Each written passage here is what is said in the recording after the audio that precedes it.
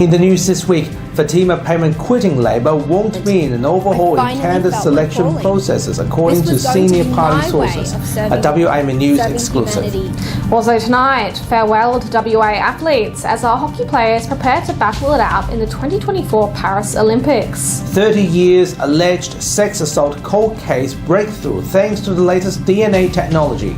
On Western Perspective, homemade lemonade from kids to raise funds for motor neuron disease. And later, Dr. Andrew Miller's comment. This is The Evening News with Ivan Loon and Naliva Thorne. Good evening. The aftershock following the departure of WA Labor Senator Fatima Payman continues. Although senior party sources indicated exclusively to WAMN News that there will be no overhaul in the candidate selection processes, Labor will be putting more scrutiny into weeding out candidates who prioritise their loyalty to their religion over party and national interest. The source says recent events will encourage the Labor Party to scrutinise candidates who put religion above loyalty to the party or to the country. Loyalty to Labor is a paramount principle of the party, and we expect future candidates to accept this. Currently, the party is committed to supporting the two-state peace solution with a pledge there will be no more conflict or terrorism. So what do the latest revelations mean? Here's Peter Kennedy's exclusive take on the latest indications. Senator Fatima Payman's defection from the Labor Party to the crossbenchers in the Senate in the past few days could lead to a reassessment by the Labor Party of just how it endorses its candidates. A seat in the Senate is a prize. It's delivered by the party. And Senator Payman got the prize because she was number 3 on the Labor Party ticket. Not normally a winnable seat, but thanks to Mark McGowan and the huge Labor vote, it was significant in the last federal election and got Senator Payman into the Senate, from obscurity into the national voting chamber. And of course, in recent weeks, she's become a headline figure because of her defection. Now, what it could cause, her decision, could cause a reassessment of just how political parties select their candidates.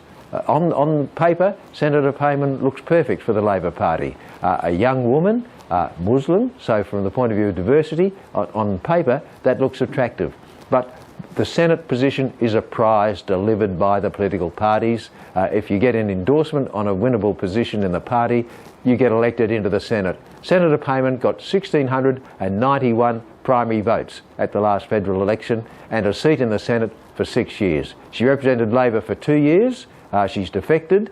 Some people say, having defected, she should quit the Senate and let another Labor person take her spot, because that's what people in Western Australia voted for. They are issues that have to be debated because of her decision. With Muslims voting as a bloc, it would be a major challenge for the Labor Party, but also it could be for the Liberal Party at some other stage. And so the major parties will have to deal with that. One suggestion is that the major parties would preference each other ahead of smaller parties as they had done in the past. Smaller parties have got the preference. Say, for instance, Labor's given it to Greens. The Liberals have tended to support One Nation on occasions. So, but this time, to offset the perhaps Muslim voting bloc, they could exchange preferences themselves ahead of the minor parties. If that happens, then that would be a major change in Australian politics. Senator Fatima Payman has gone from obscurity to prominence as a headliner. Because of her defection. It could lead to radical change. If it does lead to Liberal and Labor working closer together in their own self-interest, that would be a huge change in the dynamic of Australian politics. Watch this spot. Peter Kennedy, WAMN News. With the Paris 2024 Olympics right around the corner, WA Premier Roger Cook and Sports Minister David Templeman gathered this week to bid farewell to those representing the country. The pair wished the athletes good luck as they tried their hand at field hockey. Paige Reid reports. The WA Premier, alongside the Sports Minister, gathered this week to wish over 40 athletes travelling to Paris for the upcoming Olympics the best. Penny Squibb, Carrie Somerville and Alicia Power are just some of the many representing the country in these upcoming games. Earlier this week, the Cook government announced a grant of $5,000 for every West Australian travelling to Paris for the Games. We're so proud of them as West Aussies. Over 40 have now been selected as part of the Olympic team. And so we are just absolutely delighted that so many West Australians have been selected in the Olympics team. Premier Roger Cook says he's grateful for WAIS and all the work they have done to help support these athletes. The Premier also announced this week that West Australians will have the opportunity to come together and support Australia during the Games, with Yagan Square broadcasting the Games 7 a.m. till midnight. We're switching on the big screen at Yagan Square, playing the Olympics and Paralympics all day, every day, throughout the entire Games. It's one of a handful of Olympics and Paralympics live sites around the country, delivering live action to everyone in the streets. The 2024 Paris Olympic Games are set to kick off on July the 26th, lasting until the 11th of August, with the Paralympic Games beginning on the 28th of August. Paige Reed, WAMN News. Hi there. Are you looking for a new home or want to refinance your car mortgage to get a better rate? At AA Finance Solutions, we have the expertise and knowledge to help you to find the right loan for your needs and budgets. Contact us today. Let us help you to make your home ownership dream a reality. AA Finance Solutions, your local mortgage broker. WA Police Special Crime and Homicide detectives have charged a 53-year-old man over an alleged serious sexual assault that happened 30 years ago. Authorities alleged that on February 23, 1993, a 53-year-old man forced entry into a college on Stirling Highway in Netherlands at around 3 a.m. A 19-year-old woman who was sleeping in her student accommodation was awakened when the man entered her room. Authorities further alleged the man threatened and sexually assaulted the victim. Although a forensic examination was carried out, the DNA profile remained unidentified for 30 years. The case received a breakthrough recently due to the investigative genetic genealogy technique via Pathways Forensic Biology Department. As a result, the investigation proceeded and a suspect was identified. This Wednesday, the Australian Federal Police arrested a suspect in Canberra and extradited him to Perth. The 53-year-old Canberra man has been charged with 2 counts of aggravated sexual penetration without consent and 1 count of burglary and commit. He appeared in court on Friday. WA farmers are expressing their concerns over the gradual shutdown of the live animal export industry, as regional towns and industries who rely on the trade are set to lose their livelihoods. With the trade set to be phased out by 2028, Pastoralist and Graziers Association WA President Tony Seabrook reveals the next step for the industry as they fight against the federal government. Mr Seabrook again emphasised the local abattoir model is not sustainable due to high costs. I think the Minister has greatly underestimated the anger and the fury and the frustration over here. We're miles and miles away from giving up. He's now turned this from being a Senate issue into being a next election issue. And we will pursue this government to the end of the day over this, right through the election, with a view towards causing them perhaps to lose government. I think they need to be very concerned and perhaps concerned enough to do something about it. I mean, realistically, if the only way we can turn this legislation around is to change the government, then they should begin to focus on doing whatever they possibly can to make certain this government is not returned at the next election. And we know the seats, we know the vulnerable seats, and we need to be working as hard as we can to make certain that those candidates, those members, do not get re-elected. And in particular, the 5 Labor senators from Western Australia that let Western Australia down unbelievably.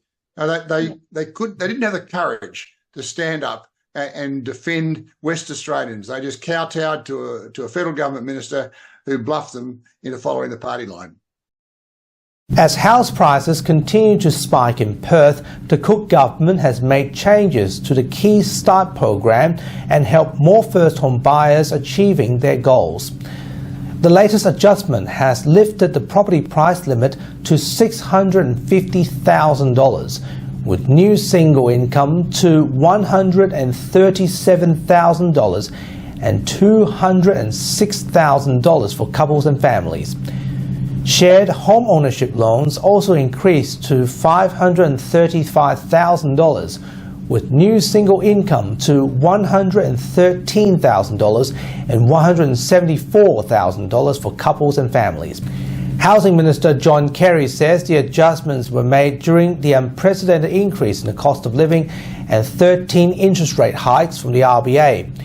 Meanwhile, in related news, mortgage brokers from AA Finance Solutions warns that mortgage stress remains the major issue for homeowners. Yes, I saw this a recent research has shown that about 52.5% homeowners they are allocating their income to the mortgage. So half of the income is going to the mortgage, and about 16% are struggling to meet their repayment due to the high interest rate. So definitely for homeowners who got mortgages, they're definitely feeling it when it comes to the rate rises. Due to a rise in harmful cases of monoxide poisoning, the North Metropolitan Health Service and the Department of Fire and Emergency Services are encouraging West Australians to be aware of the dangers of charcoal burners this winter. Sir Charles Gardner Hospital clinical toxicologist Dr. Jason Armstrong says carbon monoxide is tasteless, and as a result, people often do not know they are being poisoned until it is too late. He adds that even those who survive carbon monoxide poisoning are sometimes left with permanent health issues. DFS Deputy Commissioner Operations Craig Waters says outdoor heaters should never be brought inside, as the consequences can be deadly. Dr. Armstrong says if you think you may be experiencing carbon monoxide poisoning, including headaches, dizziness, shortness of breath, nausea, vomiting, chest pain and confusion, leave the area immediately and get fresh air. You can also call WA Poisons Information Centre on 131126. And now here's Leo Puglisi with what's coming up on 6 News tonight. Thanks very much, guys. The top stories we're following on 6 News today. New UK PM Keir Starmer appoints a new cabinet after Labor's landslide election victory. Hamas reportedly accepts a proposal to begin talks on releasing hostages. And Joe Biden says only the Lord Almighty could make him drop out of the presidential race. You can, of course, watch 6 News live 24/7 on our YouTube channel and our website, 6newsau.com. For now, that's back to you. Thanks guys. Now, this week we visited a very special lemonade stand run by 2 kids raising money for the motor neuron disease charity. And of course we drove all the way up to Queen's Rocks to pay them a visit. It's very successful in the community-wise, and it also, of course, a bit of a tragedy to see their dad suffering from motor neuron disease, and Graham obviously is still wheelchair bound, but the family is doing everything they can to raise funds, and motor neuron disease is a very rare disease. Now, with more about this, here's Paige with WP. Thanks, Ivan and Melly. Welcome to Western Perspective. I'm Paige Reid. 2 children in Perth's northern suburbs are doing their bit to help their father, who is suffering from motor neuron disease. 5-year-old boy Hugh and his 6-year-old sister Novella are selling lemonade on their driveway to raise money for a cure. Motor neuron disease is a rare, incurable condition that affects 1 in 300 Australians over the age of 85. We chatted with both Hugh and Novella in hopes of finding a cure. Hi guys! So what are you doing here today? Lemonade store to raise money for MND. So your dad's sick? And how do you feel? How does that make Never going to get better. And he can't still stand by himself or walk. And what you're doing today is going to help other people whose families have MND, who have family members with MND, is that right? Yeah. What are some of the fun things that your daddy used to be able to do and not now, not anymore? My fruity was big. What about you, Norella? What is Daddy able to use to do with you and not be able to do anymore? Painting. Do you miss painting with your dad? You spent a lot of efforts today. How many hours did you spend making these lemonades? About 2. Oh, wow, that's a long time making lemonade. And do you enjoy seeing the turnout, seeing all the people come down to support? Is that good? Yeah. My son Hugh and Novella, my daughter, decided that they would like to raise money for MND because their father, Graham Hibbert, has MND. He was diagnosed last year at 38 years of age. They know that there's no cure at the moment, so they wanted to give some money to scientists to try and find a cure. So, you don't want to say, where did the idea come from? Hugh, I was tucking him into bed at night, and he said, "Mum, why isn't there a cure?" And I explained that it takes a lot of money and time for people to research, and scientists are looking into it. But unfortunately there isn't a cure at the moment, and he said he would really like to give some money to help find a cure. So he doesn't want his dad to get worse. Yeah, he wants his dad to get better. In our experience with Graham, it's affected his upper and lower limbs, so there's muscle deterioration. He is now in a wheelchair, requires a lot of help to walk, so he needs assistance to walk from one room to the other. Also, his speech is affected, so it's hard to understand him at times, and he now has no hand movements, so his independence has really diminished over the last year, and it's just been really heartbreaking to watch the whole process. Yeah, we found MND Association to be an amazing support and help to point us in the right direction of NDIS and many other things available out there. They help us a lot with equipment as well as NDIS, so that would be your first point of call, would be MND Association. And then other than that, there's MND charity, which we're raising money for today. We've done the MND walk in the past. We just try to support as many things as possible. You must be very proud of your son and daughters. Yeah, we're so proud. Yeah, we're so proud of Hugh and Novella for coming up with the idea, and it's developed into something bigger than we ever thought it would. We started off just doing 2 hours, and then the second time we did 3 hours, and now this one. So we're just so proud of them. Due to MND affecting Graham's voice, he did ask me to say something on his behalf. So Graham is currently on a trial drug called Lighthouse 2 here in Australia through Parent Institute, and we've done lots of research about what's available overseas, and Koya Therapeutics have developed Koya 302, which is an immune therapy, and it reduces the number of, it enhances the number and reduces dysfunctional tregs. So in the preclinical studies that's now been peer-reviewed and published, it's been proven to stop the progression of MND in 4 out of the 6 patients that have been treated for 6 months.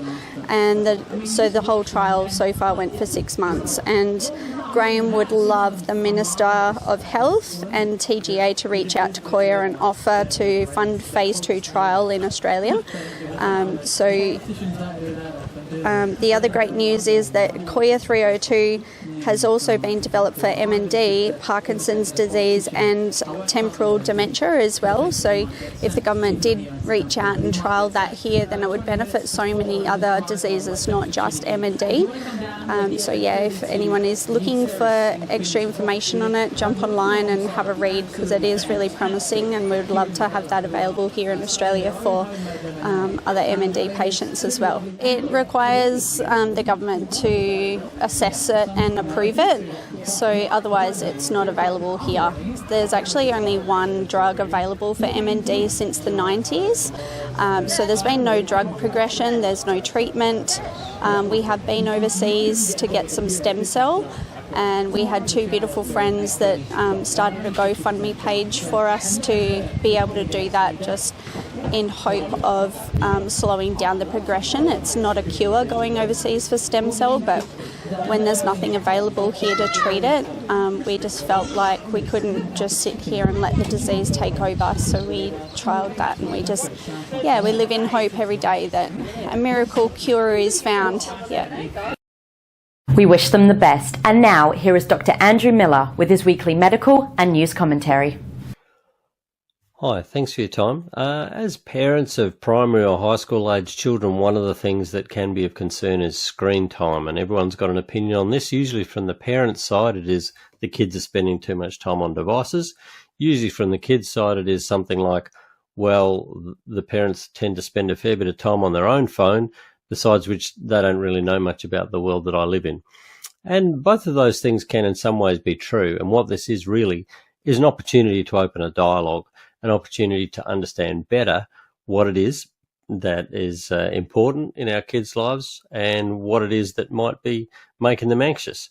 Rather than coming in with a pre-existing view, I think it's good to ask a lot of questions. So if you've got a child who's very much into gaming and wants to spend a lot of time on the Xbox or the PC or some other device, it's good to understand what those games are about, because you might have some concerns about some of them, but also by displaying that you're interested and that you're willing to understand and see what the benefits are, particularly if it's leading to better social connections for them in real life. If they're playing online with schoolmates, for example, that can often lead on to stronger relationships in the school, then these games don't have to be a negative thing. So if your kid's really into those sort of things, find out something about it, spend some time watching them play the game, and come to appreciate that there are professionals who are playing this at a level now where the entire industry is, of course, of esports and of the games themselves are much bigger than the real life versions, the bigger than the movie industry in the case of games, and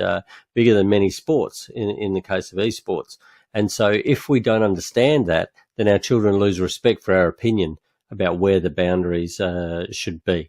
In terms of education, of course, there's a lot of amazing resources available to kids who are struggling in particular topics out there. There are incredibly popular lectures about maths, which is not something I thought would ever happen. But there are people who just communicate very, very well, and those that kind of information is available online to help students. So having conversations about it, showing that you're interested, and coming to an understanding before laying down blanket rules, which are still important, I think builds on that relationship with your child rather than introducing a big fracture into it by simply wading in with requirements that they think are unreasonable. In the end, the parent's still the parent, we're still responsible, and there is a lot of dark material out there that we need to be sure is not coming into our homes, particularly after hours, and it's very reasonable to put barriers around all of that. But I think that the flip side of that obligation is to really spend some time understanding the positive benefits that are kids from being connected in a world that is always going to be that way now. Thanks very much for your time.